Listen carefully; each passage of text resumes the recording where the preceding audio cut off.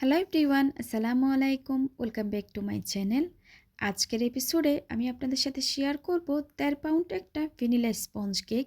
যারা নতুন কাজ করছেন তারাও পারফেক্টভাবে এই কেকটি তৈরি করতে পারবেন। আজকের রেসিপিটা আপনাদের সাথে আমি ডিটেলস আকারে শেয়ার করেছি। আশা করি আজকের রেসিপিটা আপনাদের ভালো লাগবে। চলুন তাহলে রেসিপিটি দেখে নেওয়া যাক। প্রথমে শুকনো উপকরণগুলো চেলে নিব। তার জন্য একটা ছাঁকনিতে হাফ কাপ পরিমাণ আর 2 টেবিল চামচ পরিমাণ ময়দা নিয়ে নিয়েছি। আরও দিয়ে দিব 2 টেবিল চামচ পরিমাণ কর্নফ্লাওয়ার। কর্নফ্লাওয়ারটা কেন দেওয়া হয় এটা আমি পরে বলছি। 1 চা চামচ পরিমাণ বেকিং পাউডার দিয়ে দিয়েছি। 1/4 টিস্পুন পরিমাণ লবণ দিয়ে দিয়েছি। শুকনো উপকরণগুলো খুব ভালো মতো করে চেলে নেব। শুকনো উপকরণগুলো চেলে নেওয়া হয়ে গেলে একটা হ্যান্ড হুইক্সের সাহায্যে খুব ভালো মতো করে মিশিয়ে নিচ্ছি। এটা কিন্তু খুবই ইম্পর্ট্যান্ট, শুকনো উপকরণটা খুব ভালো মতো করে মিশাতে হবে। শুকনো উপকরণগুলো খুব ভালো মতো করে মিশে যাওয়ার পর একপাশে আমি ঢেকে রেখে দিব। অন্য একটা পাত্রে রুমের স্বাভাবিক তাপমাত্রায় 3টা ডিমের সাদা অংশ নিয়েছি। কুসুম আর সাদা অংশটাকে আমি আলাদা করে নিয়েছি। এখানে আমি 1 টেবিল চামচ পরিমাণ চিনি দিয়েছি, আর হাফ কাপ পরিমাণ চিনি দিব। এবার একটা ইলেকট্রিক বিটারের সাহায্যে মিডিয়াম স্পিডে আমি বিট করে নিব 1 থেকে 2 মিনিট পর্যন্ত। আর আপনারা অবশ্যই খেয়াল রাখবেন সাদা অংশে যেন কোনো ধরনের কুসুম না থাকে।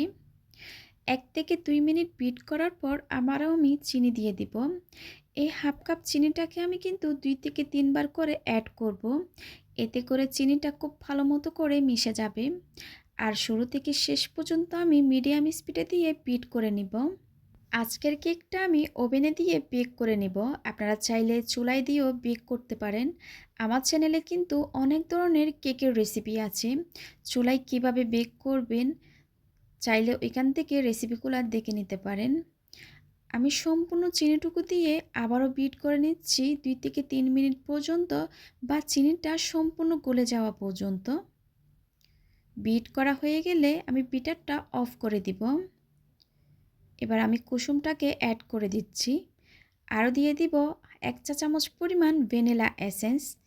আমি আজকে ভ্যানিলা স্পঞ্জ কেক তৈরি করছি, তাই ভ্যানিলা এসেন্স দিচ্ছি। আপনারা যে ফ্লেভারে কেক তৈরি করবেন ওই ফ্লেভারটা অ্যাড করে দিতে পারেন। দিয়ে দিচ্ছি 2 টেবিল চামচ পরিমাণ রান্নার সয়াবিন তেল। আবারও বিট করে নিব 10 থেকে 15 সেকেন্ড পর্যন্ত।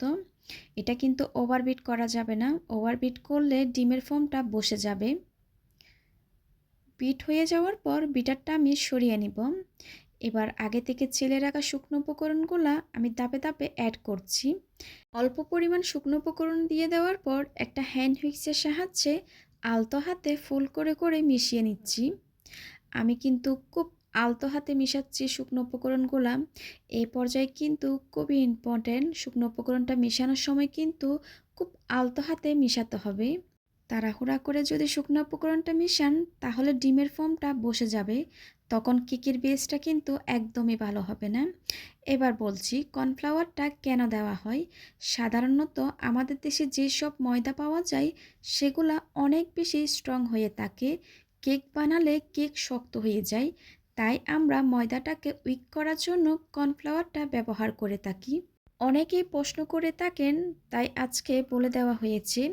আপনারা কেক তৈরি করার সময় কিন্তু এই ছোট ছোট টিপসগুলো অবশ্যই মনে রাখবেন, তাহলে আপনাদের কেকও পারফেক্ট হবে।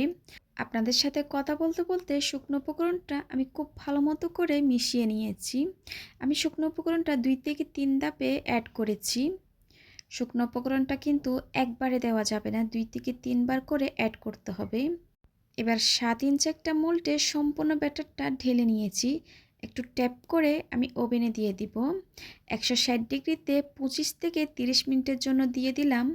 30 মিনিট পর কেকটা আমি ওভেন থেকে বের করে নিয়েছি। আর অবশ্যই কিন্তু এক এক ওভেনের তাপমাত্রা কিন্তু এক এক রকম, সেটা বুঝে আপনারা দিবেন। কেকটা যখন পুরোপুরি ঠান্ডা হয়ে গেছে মোল্ড থেকে আমি কেকটা ছাড়িয়ে নিয়েছি। গরম থাকা অবস্থায় কিন্তু বের করতে যাবেন না, এতে করে কিন্তু কেকটা ভেঙে যাওয়ার সম্ভাবনা থাকবে। আর কেকটা কতটা স্পঞ্জি হয়েছে আমি আপনাদেরকে দেখিয়ে দিচ্ছি। একদম তুলার মতো নরম হয়েছে। অনেকে প্রশ্ন করে থাকেন কেকের উপর ভেজা ভেজা ভাব হয়। এটা সাধারণত হয়ে থাকে আপনারা যখন ডিমের ফোমটা করেন খুব ভালো মতো করে বিট করেন না, চিনিটা আস্ত থেকে যায়, তার জন্য কিন্তু কেকের উপরে ভেজা ভেজা ভাবটা হয়। আপনারা ডিমের ফোমটা করার সময় কিন্তু খুব ভালো মতো করে বিট করে নেবেন। এবার কেকটাকে আমি 3টা লেয়ারে স্লাইস করে দেখিয়ে দিচ্ছি। দেখুন কতটা সফট হয়েছে কেকটা। একটা ব্রেড নাইফ দিয়ে আমি কেকটাকে স্লাইস করে নিচ্ছি। আপনারা চাইলে 4টা ভাগে স্লাইস করতে পারেন। আজকের কেক সম্পর্কে আপনাদের যদি কোনো প্রশ্ন থাকে কমেন্ট সেকশনে গিয়ে কমেন্ট করতে পারেন। দেখুন কতটা পারফেক্ট হয়েছে কেকটা। যারা নতুন কাজ করছেন তারাও এই কেকটা খুব সহজে তৈরি করতে পারবেন। আশা করি আজকের রেসিপিটা আপনাদের ভালো লেগেছে। ভালো লাগলে প্লিজ আমার চ্যানেলটা সাবস্ক্রাইব করার জন্য অনুরোধ রইল। আজকের মতো বিদায় নিচ্ছি। সবাই খুব ভালো থাকবেন। সবাই সবার জন্য দোয়া করবেন। আল্লাহ হাফেজ।